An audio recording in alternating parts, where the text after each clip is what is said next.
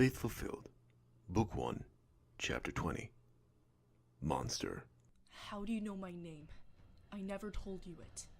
I am your maker. That's how I know it. Destiny was overjoyed to see that Mike was still alive, but she was also confused. What happened to his voice? It sounds completely different. And how did he get all this power? Ebony stood in her battle stance, sweat drenching her clothes. Her feet trembled in the sand. With a swift kick forward, she lunged at Mike, ready to deliver. But before she could reach him, he disappeared. What? Reappearing behind her, he throws a kick on the back of her head, sending her pummeling to the sand. Mike kept his foot raised as Ebony struggled to her feet. Rubbing the back of her head, she looks on at Mike with hate. You'll pay for that. Mike disappears again, to the shock of everyone watching. Ebony looked in all directions to find her attacker, but he was nowhere in sight. What? Where is he? Right behind you. Spinning around, Ebony swung at Mike's face. He raised his hand with the smallest of effort to block the attack. Ebony's anger began to boil inside her. Mike lifts his spare hand and points it at Ebony's face. Suddenly, a gust of wind blows, and Ebony is sent flying into the village behind. The sandstone houses she crashes into shatters into pieces as she hits it with full force. No words could come to the mouths or minds of the spectators witnessing this. Ebony, the woman who was humiliating Mike mere moments ago, is now literally being backed into a corner. Disappearing and reappearing in front of Ebony, Mike's aura illuminates the darkened village.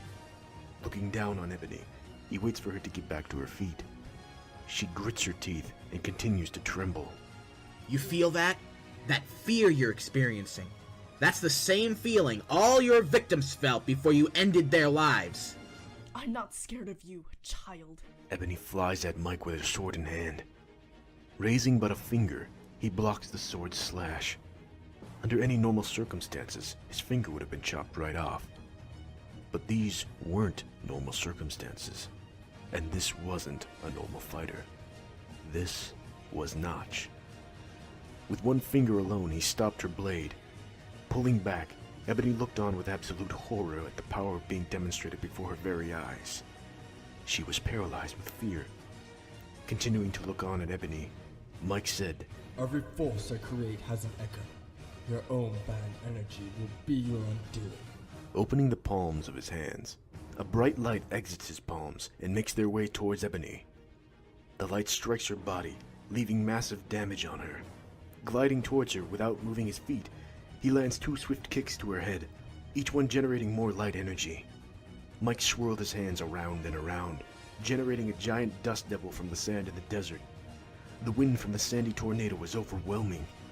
Throwing the twister at her, she was sucked into it. Ebony screamed as she was thrown around like a toy by the merciless force of nature. With a clap of his hands, the twister dissipated, and Ebony fell to the ground, writhing in agony. She looked over at Mike as he slowly approached, pointing his blue blade toward Ebony from a distance. She could only watch as the sword generated a small ray of light, with all the colors of the rainbow. Pure, positive light energy. Is he going to set me free? The energy bolt blasts toward Ebony, pushing her far into the sky. Leaping into the sky, he gets on the same level and with one final blow, pushes her miles and miles away, out of sight. Landing on his feet, Mike looks up at the sky to find she is gone. Blinded by pure terror, Kyle had run away from the scene. Destiny was far too distracted by what Mike was doing to see Kyle escape. Mike's world turned into the void once again, and saw Notch standing in front of him once more. The job is done. Is she dead? Oh no, far from it. I made sure that she falls safely into a lake. What? Why would you let her escape? There are some things that must remain unspoken. Remember this feeling when you want to bring back your powers. Wait, what? You still have lots more training to do, but now you can tap into your power. Thank you so much. You're welcome. Now, Michael? Yes? Never forget who you are. You are a legacy holder. It's up to you to restore balance to the world. I won't forget. Good. When you reunite with Clyde, travel east. The next stage of your journey takes place in a structure of knowledge, long forgotten, but can still be found. What? Beware of temptation. and beware of your inner darkness. Don't let your guard down, because they will overtake you. What are you talking about? Good luck, Mike, and remember, I will always be with you. Always.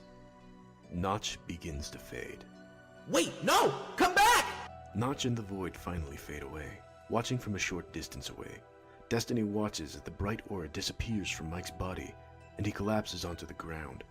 Completely drained, she ran over to his side as fast as she could. He was awake, and still breathing. Hey, how'd I do? Destiny said nothing, and pulled him into an embrace. She thought she had lost him when Ebony returned to the village. Seeing him still alive, she couldn't resist the urge to hug him. Though he was almost completely drained of energy, his body still managed to flush his face a deep red. You blockhead. You had me worried sick. Destiny helped Mike back up to his feet, and put his arm over his shoulder so she could support him. That seems to be a common insult people use towards me. Are you alright? I'm fine. I'm just exhausted. I bet. Slowly taking him back to the village, she laid him down on his bed in his hut. Afterward, she went to where the villagers were all hiding out to tell them the coast was clear and they could return home.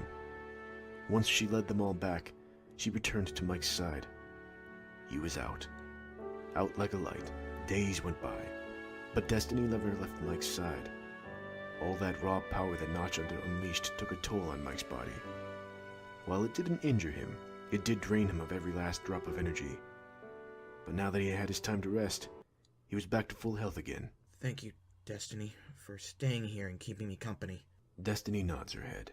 So, what exactly happened out there? You became something different. Your voice sounded different, and you shined this really bright light from your body. It's a long story, but to sum it all up, I think I can access my powers now. Really? I'll have to test it to be sure, but I think so. The hut's door knocked.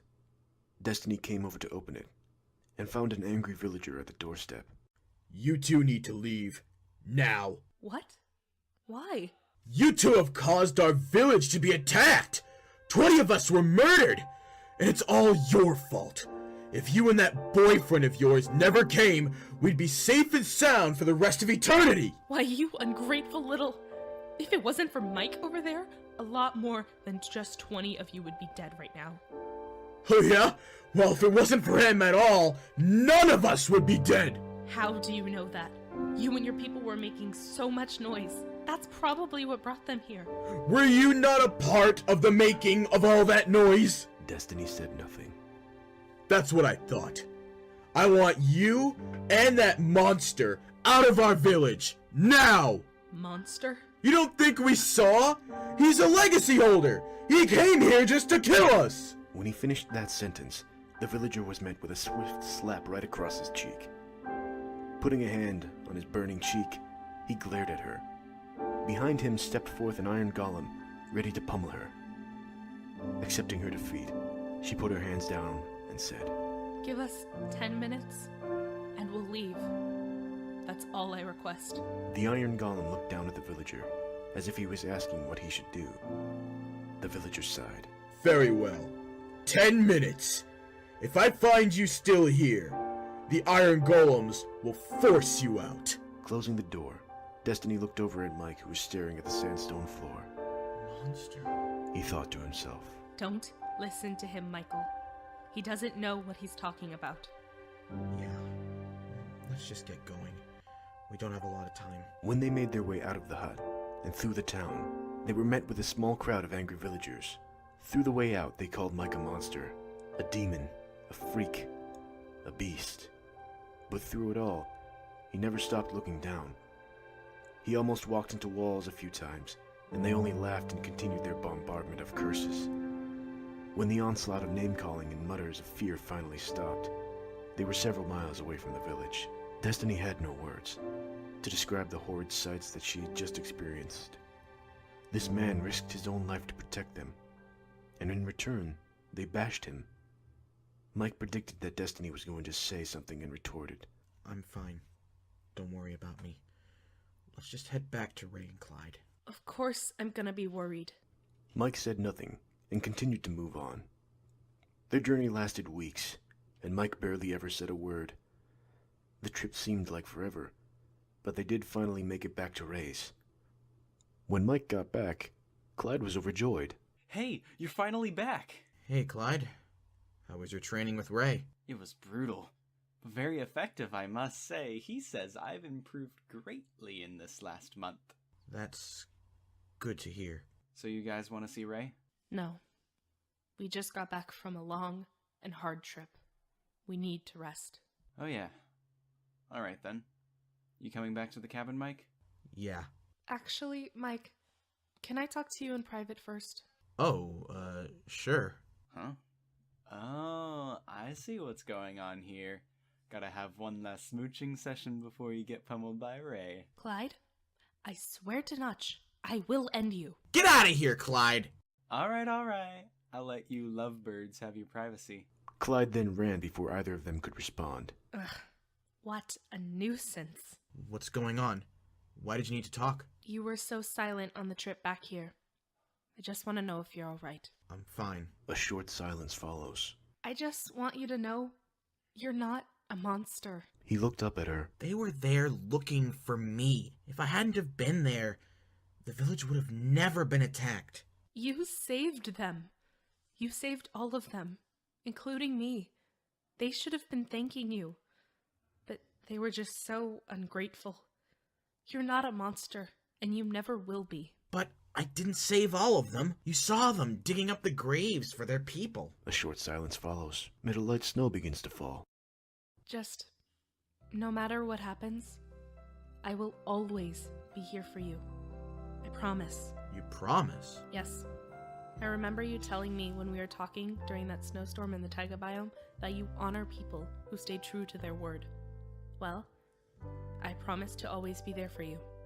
You have my word. Well, the same goes for both sides then. Destiny then pulls Mike in for another embrace in the cold night. There, in Destiny's warm arms, he felt something he hasn't felt for years. Comfort. And just like that, the snow began to fall, and an unbreakable bond was formed. Ah! So you're telling me that you got beaten by a legacy holder who couldn't even use his power? Not exactly. Explain yourself then, mutt. When he fought me near the end, his voice changed, and then he had this aura around him. It was a bright yellow. The power he used, he shot pure light out of his hands. And you're sure? Positive. I've never seen anything like this before. I see. But there's even more to it than that. Oh, and that would be? He has the first blade. Brian's heart stopped.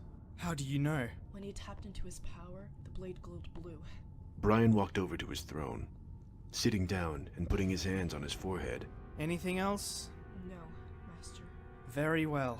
You may leave now. Nodding her head, she turns and leaves the room. So, Notch, after all these years, you finally decided to play your cards?